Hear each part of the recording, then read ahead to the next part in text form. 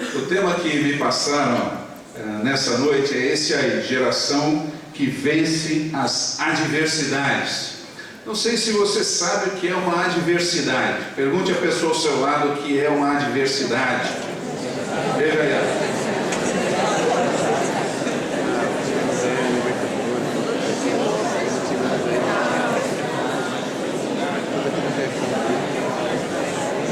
Muito bom. Se você disse que a adversidade é uma dificuldade, um infortúnio, um revés, você acertou. É isso mesmo. Uma geração que vence as adversidades precisa saber do que se trata. O texto bíblico que o Jaime passou para mim está em Romanos 8:31. Talvez você tenha vindo direto da escola, da faculdade, de casa, do campo de futebol, da cama, esqueceu a Bíblia, tudo bem.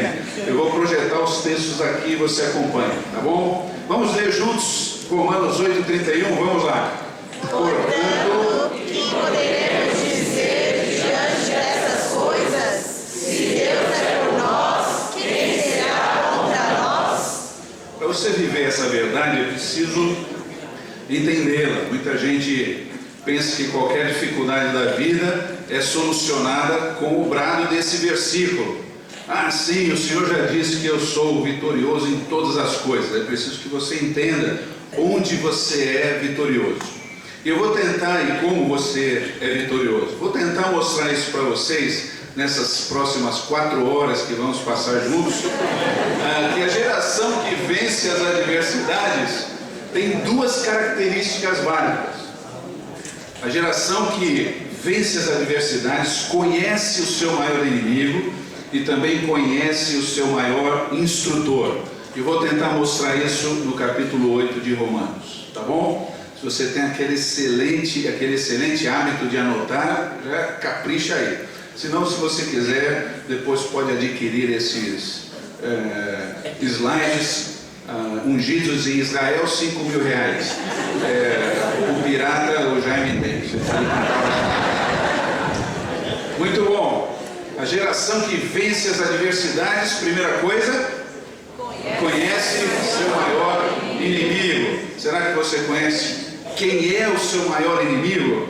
Aí eu vou lhe dar 1 minutinho para conversar com a pessoa ao seu lado e responder esse quiz que eu fiz aí para você. Olha lá.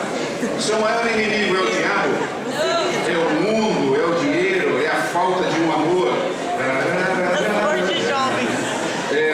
O pastor de jovens da sua igreja, o seu maior inimigo? A família, você mesmo, a faculdade? 1 minuto, vai lá, pode conversar à vontade. Vocês podem conversar também, fique à vontade. A gente tem que conversar.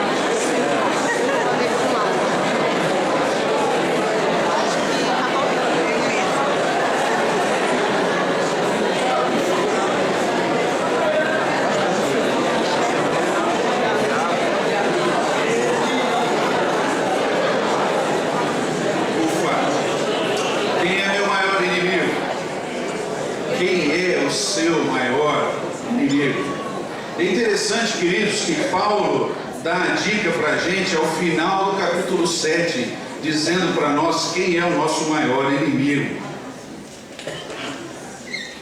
Ele diz que o maior inimigo de qualquer ser humano é ele mesmo. O inimigo está dentro de você mesmo.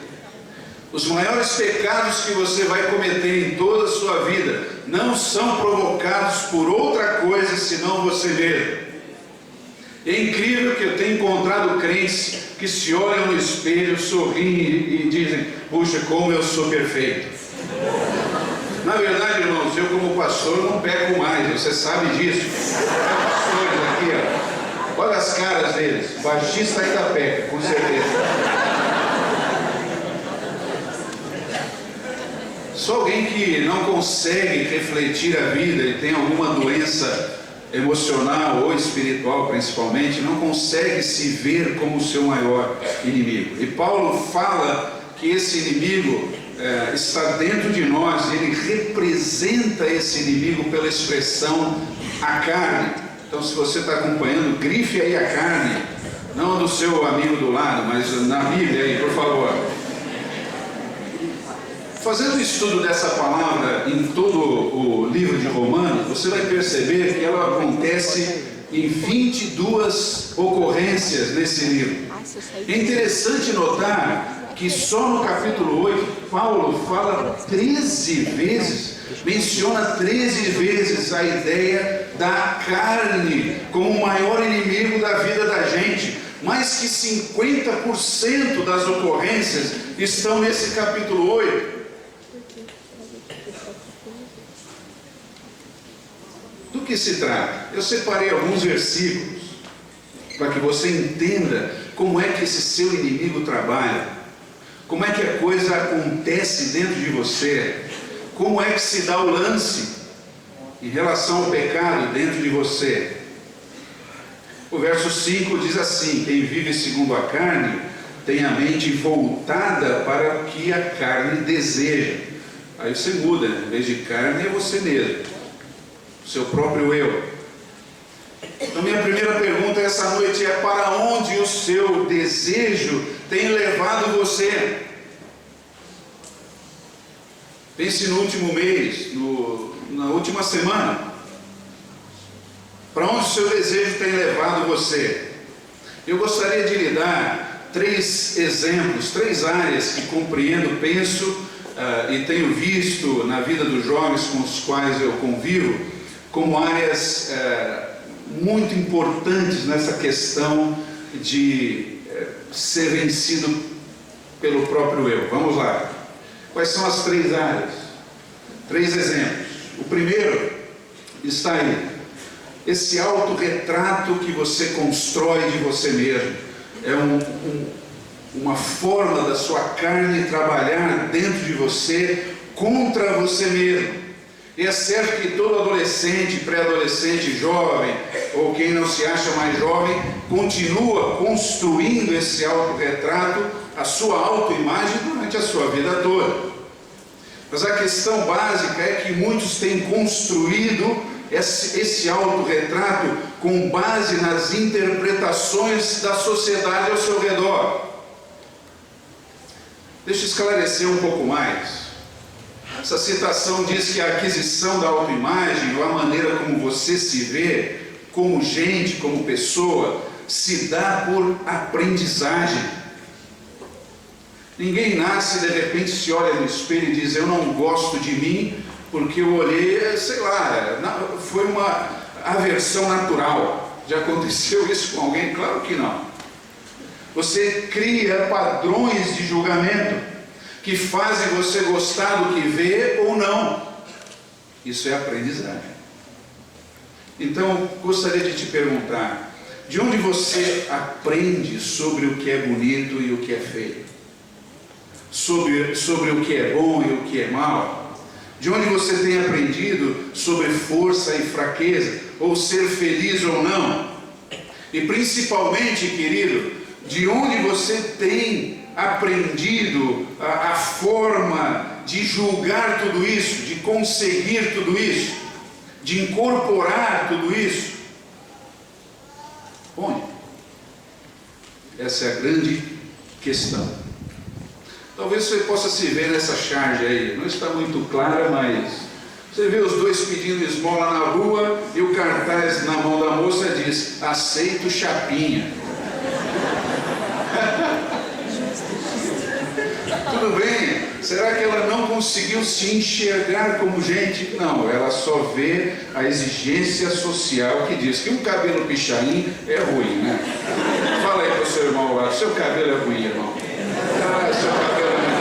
Ah, não tem jeito. Não tem jeito.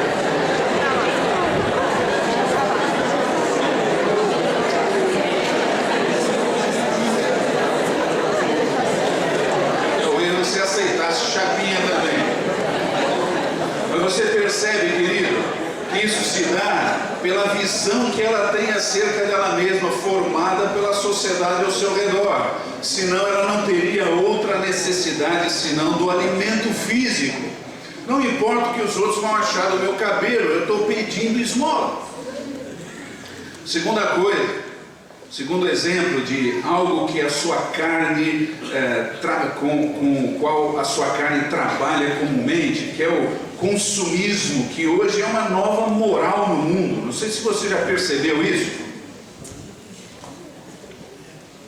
É uma nova moral porque está ditando uma nova regra de relacionamento. É a moral quem não consegue consumir. O que? Cara, você não tem dinheiro para um McLanche feliz. Não dá para você ficar na nossa turma, ó. Você é um imoral. Amém, irmão? Ainda se for da igreja, ainda tem um amém, né? Ou seja, consiste na obrigação incondicional da pessoa se apresentar publicamente como alguém que está plenamente capacitado a consumir. Veja qual é o discurso da publicidade. Vai adiante, irmão. Ela se utiliza da insatisfação existencial da pessoa para melhor dominá-la. Isso é claro.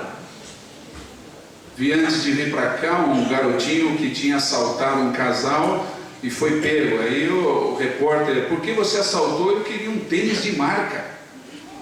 Já foi dominado pelo discurso publicitário consumista. E a gente tem essa habilidade, o nosso eu trabalha com isso com muita profundidade. A lógica consumista faz da disposição de consumir coisas uma necessidade vital irrevogável. Cara, já você não encontra mais. Parou aí, irmão? Já não encontra mais um casal dividindo um sorvete de gelo na praia. Quanto você tem? 50 centavos. Vamos lá. O que importa é que a gente esteja junto. O que? 50 centavos? Preciso repensar a nossa relação. Eu tenho aqui uma agenda dos garotos que estão atrás de mim, sabe? Até lá da igreja do... Vou ver se eu ligo para algum que tenha pelo menos um carrinho do ano para me levar para o shopping, né? Pagar um Mac Colosso, alguma coisa assim, sei lá. O que? Dividir?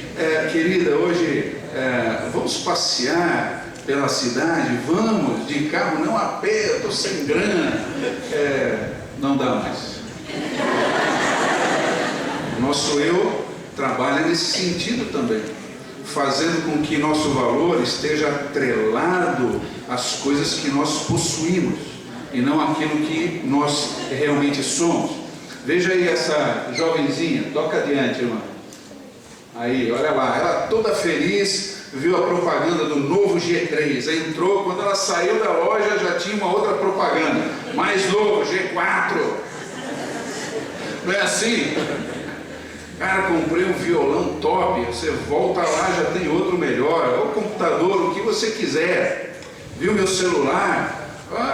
Ultrapassado não, mas eu comprei ontem, eu comprei o meu hoje. Simples assim. Ou o que dizer do que seja o bem-sucedido ou o fracassado? Você consegue ver quem é o fracassado aí ou não? O cara preso num congestionamento é o bem-sucedido, o sujeito indo tranquilo para casa é o fracassado. Será que é assim mesmo que deve ser? Terceiro exemplo que faz a cabeça do nosso eu hoje é a maneira como o prazer situacional é confundido com felicidade interior por cada um de nós. Deixa eu explicar um pouco isso. Isso indica aquela atitude de vida voltada para a busca egoísta de prazeres momentâneos. Desde o Ed Mota, você se lembra bem? Momentos de prazer.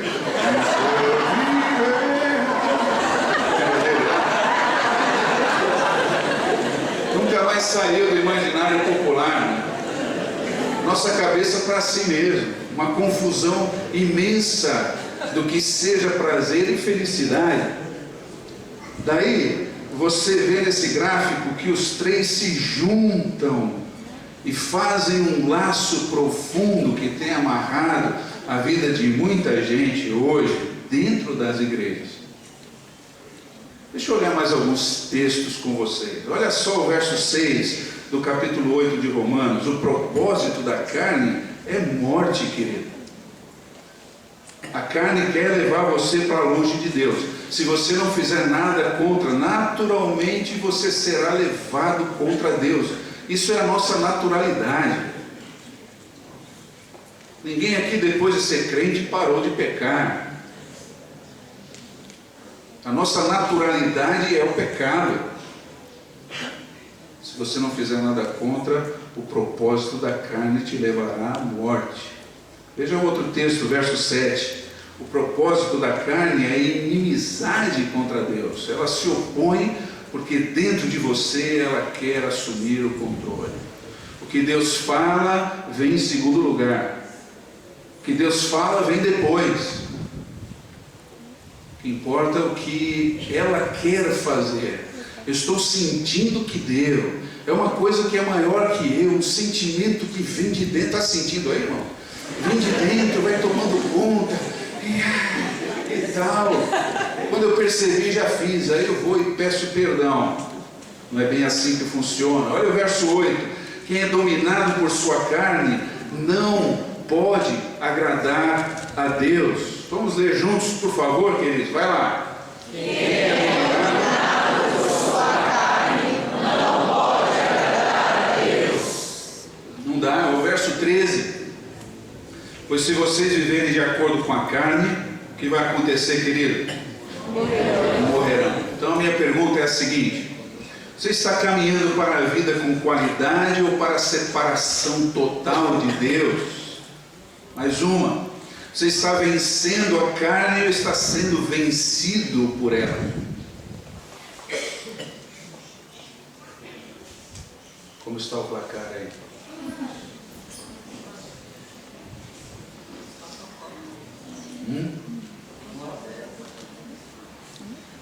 Alguém já chutou 1-0 aqui. Não disse para quem, mas posso imaginar. Se houvesse um placar, é certo que seria um banho para a nossa carne. Não é? Ou quando você pega o controle da sua televisão, você ora a respeito do que você vai ver. Eu não faço isso, você faz? Ninguém faz. Por quê? Porque é algo natural, eu dirijo aquilo, eu controlo aquilo. É assim com o dinheiro que você tem, às vezes o pouco dinheiro. Agora, vou fazer de tudo, esse é meu agora. E ainda nas igrejas as pessoas insistem em dizer que o que você deve a Deus é 10%. Isso nunca foi bíblico. O Novo Testamento diz que você deve 100% a Deus. Que você começa com 10 e dá 20, 30 e 40 e 50, deixando que o Espírito Santo dirija a sua vida. Bom, por falar nele, nós vamos ao segundo aspecto da geração que vence as adversidades. Geração que vence as adversidades conhece não só o seu maior inimigo, mas também o seu maior instrutor. E Paulo mostra que o pensamento dirigido pelo Espírito Santo, aqui no capítulo 8, fornece ao discípulo uma vida de liberdade e vitória. No dia a dia, querido. De verdade, quando você acorda na segunda-feira, começa uma vida de liberdade e vitória. Ele descreve essa ação com essa expressão aí no capítulo 8, andar no Espírito. Gostaram do pezinho que eu arrumei aí? Olha, com o coração cheio do fogo do Senhor. Louvado, se desculpe, eu sou batista, às vezes eu... Agora, se você fizer um estudo sobre a palavra Espírito, ligado ao Espírito Santo em Romanos, você vai perceber que ela ocorre 27 vezes. No capítulo 8, ela ocorre, só no capítulo 8, 21 vezes. Mostrando como Paulo queria que os leitores entendessem que carne e espírito são opostos, mas de alguma maneira maravilhosa ele tinha mais a dizer sobre o Espírito Santo na vida de um homem e de uma mulher de Deus do que a carne. Tinha mais a dizer da liberdade, da vitória, do que do ser subjugado pela carne. Louvado seja o seu nome. E é nesse contexto que o nosso verso 31 acontece. Se não, veja um pouco mais, olha lá o verso 5 na sua Bíblia. Mas quem vive de acordo com o Espírito tem a mente voltada para o que o Espírito deseja. Não é bonito isso? Santo Espírito, o que o Senhor quer que eu faça com minha namorada hoje? Vou sair. Posso beijar, abraçar, pegar na mão? O que o Senhor sugere hoje? É claro, todos aqui já fazem isso, eu sei. Será que não? Das coisas pequenas da vida, por que você só consulta Deus quando você quer uma bolsa de estudos em Harvard? Senhor, eu gostaria, mas para ir à esquina você não faz a mesma coisa. Quem tem a mente voltada para aquilo que o Espírito deseja, anda em liberdade e anda em vitória. Mas onde é que você encontra o que o Espírito deseja, querido? Não é na oração, simplesmente, mas é no estudo bíblico sério, dentro de seu texto e seu contexto, que muitos de nós temos ignorado. Muitos crentes ainda estão, Senhor, fala comigo, e abre a Bíblia, tira o texto dali, sem saber do que se trata, toma posse, eu recebo, só que não funciona. Você vai tentar praticar e aquilo não vira vida, e você acha que o problema é com Deus, mas o problema é com você mesmo. Continua fazendo isso ou transporta essa sua prática para qualquer outra área do conhecimento humano. Pega o livro de história, arranca um texto fora do contexto. O que é que você vai entender sobre aquela história? Absolutamente nada. Mas o Espírito Santo quer fazer uma obra tão maravilhosa na tua vida, querido, tão profundo, fazer você sorrir por dentro, entende? Mas só se você estiver cheio dessa palavra. O verso 6 diz que o propósito da carne é morte, mas o propósito do Espírito é o que, irmãos? Vida e paz. Então agora você vai dizer para o seu irmão ao lado: olha, o Espírito tem vida e paz para ti, querido. Muita vida e muita paz para você.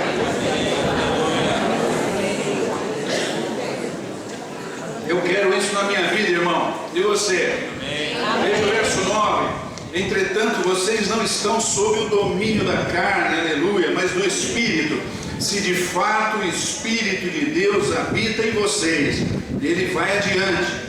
E se alguém não tem o Espírito de Cristo, esse tal não pertence a Cristo. Bom, agora eu tenho que parar um momento e perguntar se você tem o Espírito de Cristo.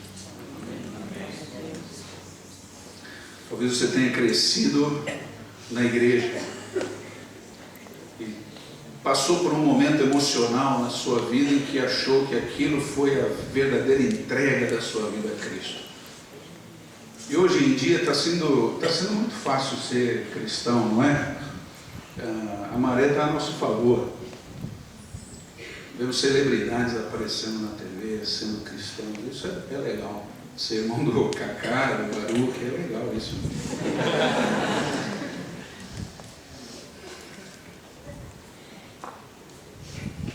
De dentro do seu coração, querido, de verdade. Jesus disse só uma coisa: você quer ser meu discípulo, a primeira coisa que você precisa fazer é negar-se a si mesmo. O nosso cristianismo já não nos prospera dessa forma, não é? A última coisa que queremos é negar-nos a nós mesmos, mas essa é a entrada no caminho estreito. Depois é tomar a cruz e seguir. Se você não fez isso, você não é salvo. Pode ter sido até batizado por algum dos meus colegas maravilhosos, cheirosos aqui, por mim, mas você não é de Cristo, não pertence a Cristo. Talvez por isso é que você vive uma vida de tamanha derrota espiritual, porque você ainda está morto. precisa ser vivificada essa noite pelo Espírito Santo. Daqui a pouco a gente fala sobre isso. E finalmente, o Espírito em você sinaliza seu pertencimento. Eu não pertenço ao mundo, eu pertenço agora a Cristo. Veja o verso 14: porque todos os que são guiados pelo Espírito de Deus são filhos de Deus. O guiado pelo Espírito é filho de Deus. Então, quando eu abro meu coração para ser guiado pelo Espírito, eu estou assumindo minha filiação em Cristo, querido. Eu só posso agir de acordo com a minha família, da família da qual eu faço parte. Eu sendo dirigido pelo Espírito, eu sou filho de Deus. É isso que o mundo precisa. E veja só o verso 17: se somos filhos, então, e aí começa uma lista de coisas maravilhosas que me emocionam muito. Somos herdeiros, herdeiros de Deus e co-herdeiros com Cristo. Percebeu isso? Quer ser herdeiro e co-herdeiro? Seja filho. Para ser filho tem que ser dirigido pelo Espírito. Mas aí Paulo complica tudo com esse verso 17, irmãos. Eu queria que não estivesse aí, mas está. Se de fato participamos dos seus sofrimentos, para que também participemos da sua glória. Andar com Cristo passa necessariamente por um sofrer de alma. Porque negar-se a si mesmo não é fácil. É como tomar um remédio bem amargo, ou talvez aquela injeção de bezetacil. Lembra disso? Agulha número 29 para elefante. É muito ruim, muito difícil. Por isso há sofrimento na vida cristã. E quem exclui o sofrimento está excluindo o Cristo do caminho estreito. E na TV, no rádio, nas músicas, nós estamos vivenciando um apagamento, um ultrapassar, um anular desta verdade cristã, até o ponto de um crente se ver sofrendo e achar que tem alguma coisa errada espiritualmente. Se você sofre por negar-se a si mesmo, você está no caminho estreito. Louvado seja o nome do Senhor. E vai colher isso. Agora veja essa frase que um homem no século passado escreveu, que parece ser a voz de uma profecia. Veja aí: muito do que se passa por cristianismo do Novo Testamento é pouco mais do que a verdade objetiva adoçada para se tornar agradável ao paladar religioso. Jesus convida os homens a levar a cruz, e nós os convidamos a se divertirem. Ele os chama para deixar o mundo, e nós dizemos que se eles aceitarem a Jesus, o mundo será deles.